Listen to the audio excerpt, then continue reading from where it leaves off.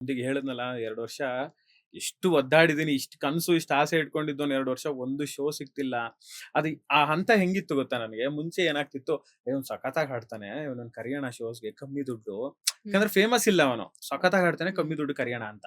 ಯಾವಾಗ ಇನ್‌ಸ್ಟಾಗ್ರಾಮ್ ಅಲ್ಲಿ ವರ್ಕ್ ಆಗಕ್ ಶುರುವಾಯ್ತೋ, ಹ್ಮ್. ಅವಾಗೆಲ್ಲ ಅವ್ರವ್ರೇ ಡಿಸೈಡ್ ಆಗ್ಬಿಟ್ರು. ಓಹ್! ಇವ್ನು ಇವಾಗ ಸ್ವಲ್ಪ ಜಾಸ್ತಿ ಫೇಮಸ್ ತಗೋತಾರೆ. ಆಗ್ತಿದಾನೆ. ಜಾಸ್ತಿ ತಗೋತಾನೆ. ಇವ್ನು ನಮ್ ಹ್ಮ್. ಶೋಸ್‌ಗೆಲ್ಲ ಎಲ್ಲಿ ಬರ್ತಾನೆ ಅಂತ. ನಾನ್ ಯಾರಿಗೂ ಹೇಳೇ ಇಲ್ಲ ಹಂಗ್ ಬರಲ್ಲ, ಹ್ಮ್. ಮಾಡಲ್ಲ ಅಂತ. ಎಷ್ಟೊಂದ್ ಶೋಸ್ ಹಂಗೆ ಕಟ್ ಆಯ್ತು ನನಗೆ. ಹ್ಮ್. ಸರಿ ಆಯ್ತು ಇದೇನೋ ಕಮ್ಮಿ ಆಯ್ತು ಬಿಡು. ಒಳ್ಳೆ ಇವಾಗ ಆಯ್ತು. ಅಂದ್ರೆ ಇವಾಗ ಹ್ಮ್. ಹೆಸರಾಗ್ತಿದೆ ಅನ್ನೋ ಉದ್ದೇಶಕ್ಕೆ ಬಂದ್ರೇನೆ, ದೊಡ್ದು ಬೇರೆ ಯಾವ್ದೋ ಶೋಸ್ ಸಿಗ್ಬೇಕಲ್ವಾ? ಅದಕ್ಕಿಂತ ಇನ್ನೊಂದ್ ಚೂರು ಅಪ್‌ಗ್ರೇಡ್ ಇರೋ ಶೋಸ್‌ಗಳು ಸಿಗ್ಬೇಕಲ್ವಾ? ಅದು ಇಲ್ಲ. ಹ್ಮ್. ಇವಾಗ ಹೆಂಗ್ ಸಿಗಾಕೊಂಡಿದ್ದೆ ನಾನಂದ್ರೆ, ಈ ಕಡೆ ಮೇಲಕ್ಕೆ ಹೋಗೋವಷ್ಟ್ ಹೆಸರು ಇಲ್ಲ. ಹ್ಮ್. ಈ ಕಡೆ ಕೆಳಗ್ ಕೆಳಗಿಳಿಯುವಷ್ಟು ಇದು ಇಲ್ಲ. ಹ್ಮ್. ಏನಪ್ಪಾ ಹ್ಮ್. ಮಾಡೋದಿವಾಗ?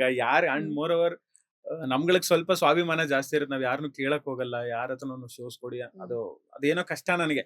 ಟ್ಯಾಲೆಂಟ್ ಇದ್ರೆ ಅದು ಹುಡ್ಕೊಂಡ್ ಬರುತ್ತೆ ಅಂತ ಅನ್ನೋದೊಂದು ಥಾಟ್. ಬಟ್ ಆ ಪೀರಿಯಡೇ ಒದ್ದಾಡಿರೋದು ನಾನು. ಆ 2 ವರ್ಷ ತುಂಬಾ ಕಷ್ಟಪಟ್ಟು ಇಲ್ಲ, ಏನೂ ಆಗ್ತಿಲ್ಲ.